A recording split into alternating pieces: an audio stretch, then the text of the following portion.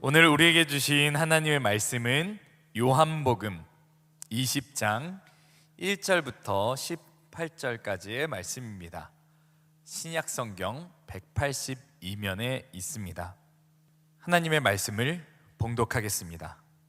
안식 후 첫날 일찍이 아직 어두울 때에 막달라 마리아가 무덤에 와서 돌이 무덤에서 옮겨진 것을 보고 시몬 베드로와 예수께서 사랑하시던 그 다른 제자에게 달려가서 말하되 사람들이 주님을 무덤에서 가져가다가 어디 두었는지 우리가 알지 못하겠다 하니 베드로와 그 다른 제자가 나가서 무덤으로 갈새 둘이 같이 다름질하더니 그 다른 제자가 베드로보다 더 빨리 달려가서 먼저 무덤에 이르러 구부려 세마포 놓인 곳을 보았으나 들어가지는 아니하였더니 시몬 베드로는 따라와서 무덤에 들어가 보니 세마포가 놓였고 또 머리에 쌌던 수건은 세마포와 함께 놓이지 않고 딴 곳에 쌌던 대로 놓여 있더라.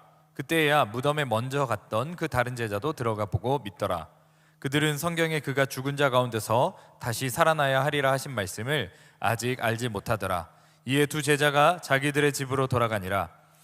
마리아는 무덤 밖에 서서 울고 있더니 울면서 구부려 무덤 안을 들여다보니 흰옷 입은 두 천사가 예수의 시체에 누웠던 곳에 하나는 머리편에 하나는 발편에 앉았더라. 천사들이 이르되 여자여 어찌하여 우느냐. 이르되 사람들이 내 주님을 옮겨다가 어디 두었는지 내가 알지 못함이니이다. 이 말을 하고 뒤로 돌이켜 예수께서 서 계신 것을 보았으나 예수이신 줄은 알지 못하더라. 예수께서 이르시되 여자여 어찌하여 울며 누구를 찾느냐 하시니 마리아는 그가 동산죽인 줄 알고 이르되 주여 당신이 옮겼거든 어디 두었는지 내게 이르소서 그리하면 내가 가져가리이다. 예수께서 마리아야 하시거늘 마리아가 돌이켜 히브리 말로 라보니 하니 이는 선생님이라 하는 말이라. 예수께서 이르시되 나를 붙들지 말라. 내가 아직 아버지께로 올라가지 아니하였노라. 너는 내 형제들에게 가서 이르되 내가 내 아버지 곧 너희 아버지 내 하나님 곧 너희 하나님께로 올라간다 하라 하시니 막달라 마리아가 가서 제자들에게 내가 주를 보았다 하고 또 주께서 자기에게 이렇게 말씀하셨다 이르니라. 아멘. 할렐루야. 예수님께서 부활하셨습니다. 한번 인사하며 시작하면 좋겠습니다. 양옆 바라보시면서 예수님께서 부활하셨습니다. 네. 이번엔 다 같이 저를 보면서 한번 이렇게 고백했으면 좋겠습니다. 오늘 부활하신 예수님을 따라해 보시라는 얘기였어요. 자, 부활하신 예수님을 만나고 싶습니다. 간절히 바라고 원하는 모든 청년들 주님께서 오늘 만나주시고 함께 해주실 것이라고 믿습니다. 누군가를 만난다는 것은 저는 참 설레이는 일인 것 같아요. 여러분은 혹시 누군가를 만나는 일 중에서 설렘 이런 것들을 느끼시나요? 여러분들 누군가 만날 때 혹시 어떤 곳을 좀 보시는 편이에요? 그 사람을 보면서 어디를 좀 보시는 편인가요? 저는 한 두 군데 정도 보는데 첫 번째로는 그 사람의 좀 눈을 보는 편입니다. 그래서 저를 좀 부담스러워 하시는 분들이 좀 덜어 있는 것 같은데 저는 좀 눈을 봅니다. 눈을 보면은 그 사람의 좀 진심도 알 수 있고 그 사람 마음속에 무엇이 있는지를 좀 알 수 있을 것만 같아서 좀 눈을 보면서 대화를 좀 하는 편입니다. 그리고 또 한 가지 보는 것이 있다면 그 사람의 손을 좀 봅니다. 손을 보면 그 사람이 어떻게 살았는지 대충 한번 좀 짐작해 볼 만한 것 같아요. 요즘은 좀 아닌 것 같기도 하지만 좀 어떻게 살았는지를 좀 가늠해 볼 수 있고 좀 그런 것들이 보여지는 모습이 그 사람의 손이라고 합니다.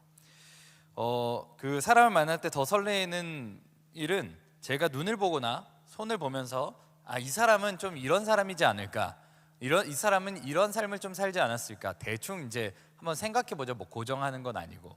근데 그렇게 생각하고 대화를 하다 보면 제가 생각했던 거랑 좀 많이 다른 경우들이 있어요. 그러면 너무 재밌지 않아요? 내가 생각했던 거랑 좀 다르고 더 확장되고 더 넓은 사람이라는 것, 내가 생각하지 못했던 것을 그 사람이 생각했고 그 사람 인생에 있었다는 것들이 저에게는 너무나 설레게 다가오고 그런 것들이 너무나 좋습니다. 이게 사람을 가리지 않고 만나다 보면 어린아이들은 어린아이대로 그런 내가 어린아이니까 다 알 것 같지만 그렇지 않더라고요. 어린아이도 어린아이대로의 생각이 있고 내가 생각하지 못했던 것들을 생각하고 또 다른 차원의 세계가 있더라고요. 또 어른이면 어른, 또 청년이면 청년, 또 아예 어르신이면 어르신답게 그 각자의 나름의 세계들을 가지고 있다는 거였습니다. 제가 생각한 것 그대로 그 사람인 경우는 없다는 것, 이게 저에게는 너무나 설레이고 사람 만날 때마다 즐겁게 만드는 일인 것 같아요. 내가 생각한 것과 다르고 새로우니까. 사람의 속은 늘 제가 생각한 것보다 크고 또 거기 안에는 새로운 것들이 있어서 너무나 신비하고 놀랍습니다. 때로는 사람을 만나면 좀 모험을 하는 것 같고 여행을 하는 것 같아서 또 즐겁기도 하죠. 제가 성경을 읽으면서 성경에 나오는 인물들 다른 것들은 좀 사실 그렇게 부럽다고 생각을 못 해봤어요. 실제로 생각하면 부러울 수도 있겠죠. 근데 제가 생각했을 때 성경을 보면서 부러운 게 하나 있다면 이 예수님 시대에 제자들이 예수님을 만났다는 거예요. 이게 너무나 부러워요. 예수님의 눈을 볼 수 있었다는 것, 예수님을 만나서 예수님의 행동 하나를 볼 수 있고 따뜻한 눈, 인자한 모습을 볼 수 있었다는 것, 이게 저에게는 너무나 부럽더라고요. 예수님의 눈은 어떤 모습이었을까? 어떤 진심이 담겨 있었고 또 얘기를 하다 보면 어떤 세계가 다가왔을까? 우리는 알고 있듯이 하나님의 세계가 그 만났던 사람에게 어떻게 다가왔을까? 이런 거를 생각해 보면은 너무나 부럽고 또 그런 것들이 이제 늘 마음속에 제 마음속에 자리 잡고 있습니다. 그 당시 이제 예수님 가까이서 지냈던 제자들과 가까운 사람들은 너무나 이런 것들을 생각해 보면 행복했겠죠. 그런데 또 한편으로는 다행이다 싶은 것도 있어요. 뭐냐면 예수님이 이제 가장 어렵고 힘든 순환의 시기를 보내고 내가 그 사람을 부인해야 되고 도망가야 되고 피범벅이 된 얼굴, 고난과 이런 어려운 상황들, 얼굴이 피투성이가 되고 갖은 멸시와 모욕들을 받는 모습을 보면서 아무것도 할 수 없는 나 자신을 볼 때 한없이 초라해지고 이런 것들을 그 당시에 느끼지 않았던 것은 참 다행이지 않을까, 그런 생각들을 해보게 됩니다. 그런 슬픔 가운데 사람들이 좀 슬픔에 잠겨져 있었습니다. 그런데 오늘 본문을 보면 그런 슬픔 가운데도 예수님을 섬기고자 온 사람이 있습니다. 이게 오늘 본문 말고 다른 본문을 살펴보면 예수님의 장래를 위해 섬기기 위해서 온 것임을 알 수 있습니다. 마가복음 16장 1절 2절의 말씀입니다. 안식일이 지남에 막달라 마리아와 야고보의 어머니 마리아와 또 살로메가 가서 예수께 바르기 위하여 향품을 사다 두었다가 안식 후 첫날 매우 일찍이 해 돋을 때에 그 무덤으로 가며. 막달라 마리아는 오늘만 찾아왔던 게 아니라 예수님이 살아계실 때도 늘 그 예수님을 따라다니면서 또 섬기고 함께 그런 사모하는 마음을 드러냈던 사람이라고 할 수 있습니다. 그 마음이 죽었을 때도 변함없이 오늘 본문에까지 이어져 오는데 죽은 예수님한테도 찾아와서 예수님의 장례를 준비하렸던 모습을 우리는 볼 수 있습니다. 이게 진정한 인격적인 관계는요, 그 사람이 잘 나갈 때나 아니면 잘 나가지 않을 때나 상관없이 늘 진심으로 대하게 되는 것 같아요. 예수님을 늘 따라가고 예수님이 늘 이렇게 왕성하게 활동하시고 많은 사람들의 인기를 받을 때에도 그 옆에서 조용히 묵묵하게 섬겼으며, 또 예수님이 죽고 많은 사람들이 떠나고 관심을 두지 않을 때에도 막달라 마리아는 예수님께 찾아와서 그 예수님을 섬기려고, 죽은 예수님조차도 섬기려고 왔다는 것입니다. 이런 것이 진정한 인격적인 관계가 아닐까 생각해 보게 됩니다.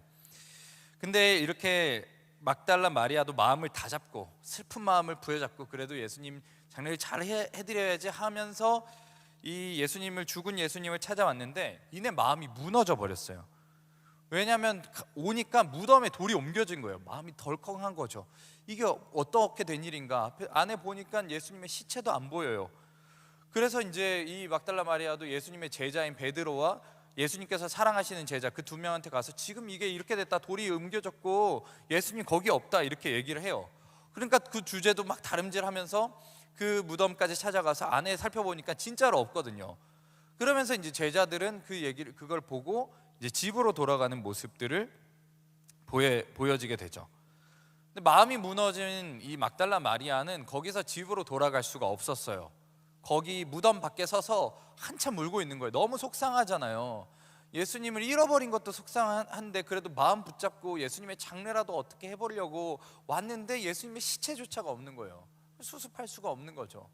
그러니까 마음이 너무나 무너져 내려가지고 저 어디 옴짝달짝도 못하고 거의 정말 정신이 나간 듯이 막 무덤 밖에 서서 울고 있는 거예요. 울고 있다가 막 울다가 보면, 한참 울다가 보면은, 그 많이 울어보신 분들은 아실 건데, 울다가 보면 주변을 한번 보게 돼요. 정신이 반짝 이렇게 들어올 때가 있잖아요. 그럴 때였던 것 같아요. 막달라 마리아가 무덤 안을 휙 봅니다.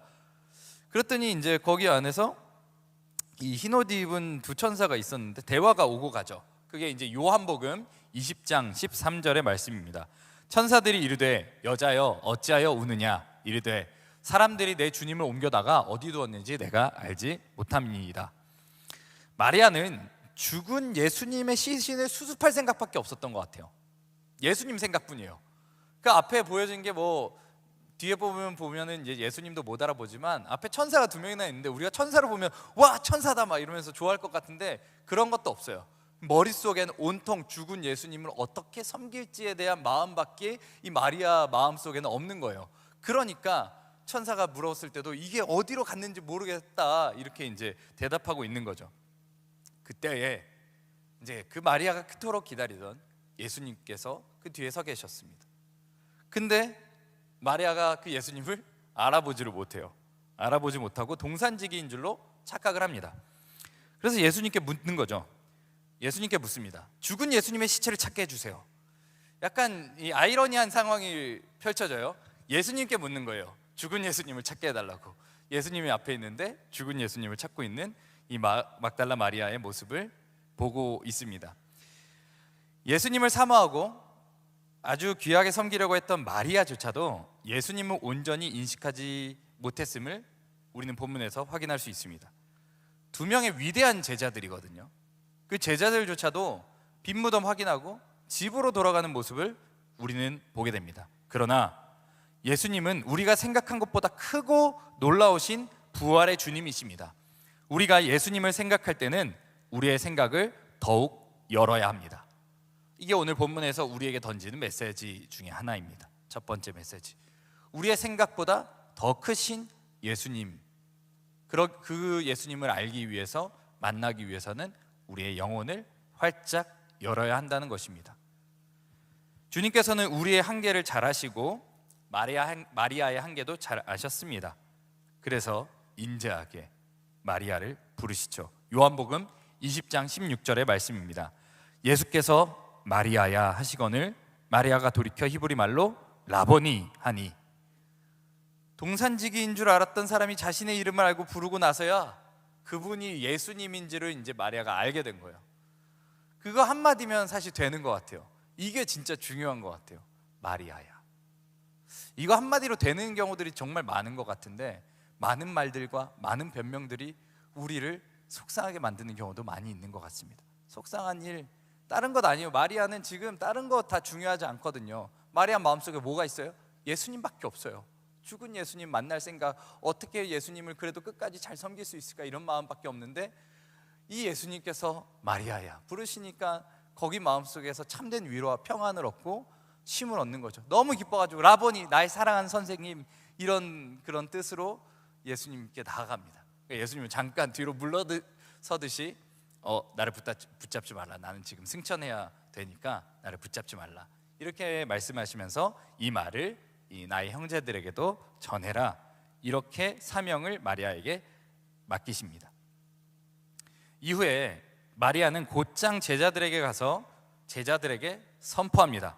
요한복음 20장 18절의 말씀입니다. 우리 함께 읽어보면 좋겠습니다. 요한복음 20장 18절의 말씀, 한번 여러분 가진 성경, 우리 이 성경으로 보면서 읽어보겠습니다. 시작. 막달라 마리아가 가서 제자들에게 내가 주를 보았다 하고 또 주께서 자기에게 이렇게 말씀하셨다 이르니라. 아멘. 막달라 마리아는 부활의 첫 증인이 되었습니다. 그녀는 부활하신 예수님을 만나고 나서 예수님이 부활하셨다는 사실을 숨길 수가 없었습니다. 말하지 않고는 견딜 수가 없었을 것입니다. 그녀는 제자들에게 달려가서 곧장 가서 예수님이 부활하셨다고 선포합니다. 내가 살아있는 예수님을 보았다, 내가 부활하신 예수님을 보았다 말이죠. 멈출 수 없는 선포입니다. 부활하신 예수님을 만난 사람은 반드시 예수님이 부활하셨음을 선포하게 될 것입니다. 오늘 이 말씀은 우리를 초청하는 말씀입니다. 예수님을 믿음으로 구원을 누리는 청년 공동체 여러분, 오늘 부활의 첫 증인은 우리에게 부활하신 예수님을 보았다고 선포합니다. 여러분도 사랑하는 마음으로 부활하신 예수님을 만나기를 기대해 보라는 뜻으로 느껴집니다. 이제 우리는 믿음으로 이 자리에 나왔다면 믿음에서 만남으로 이어질 것을 우리에게 초청하고 있는 것입니다. 마리아는 예수님의 부활을 보았고 제자들에게 선포했습니다. 얼마나 귀한 만남이었기에, 얼마나 그 삶의 위로와 평안이 있었기에 다른 것 하나 생각하지 않고 예수님의 부활, 말도 안 되는 것 같은데 그것을 직접 경험한 이 마리아가 예수님의 부활을 선포하는 것입니다. 오늘 우리도 부활의 첫 증인의 선포를 따라 마음속에 부활하신 예수님을 영접하기를 소망합니다. 오늘 이 귀한 만남이 이곳 이 자리에서 반드시 이루어질 것을 믿습니다. 우리가 이 부활하신 예수님을 만나게 된다면 우리도 또한 마리아처럼 예수님이 부활하셨다는 사실을 선포하지 않고는 견딜 수 없을 것입니다. 이것을 기억하십시오. 이 두 가지 다 마찬가지인데 그래도 중요한 게 있습니다. 예수님의 부활을 선포하지 않는 것, 그것은 부활하신 예수님을 만나지 못했기 때문이 아닐까요? 그럼 예수님의 부활하신 것을 우리가 봤다면 예수님이 부활하셨다는 것을 선포하게 되지 않을까요? 이거는 같이 도는 거죠. 근데 중요한 거가 하나가 있다면 부활하신 예수님을 만나는 것입니다. 선포하지 못해서 안타까울 수 있죠. 근데 오늘 본문 보면 위안이 돼요. 제자들도 집으로 돌아갔고 이 마리아도 한참 찾았는데 알아보지도 못한단 말이에요. 근데 요한복음에서는 계속 예수님이 직접 찾아와서 알려주셔야 부활하신 예수님을 볼 수가 있어요. 이게 우리에게 위안이 됩니다. 오늘 여러분 마음속에 이 마음을 품기를 원합니다. 한번 따라해 보겠습니다. 부활하신 예수님을 만나고 싶습니다. 이 고백대로 주님께서 오늘 만나 주실 것을 기대합니다.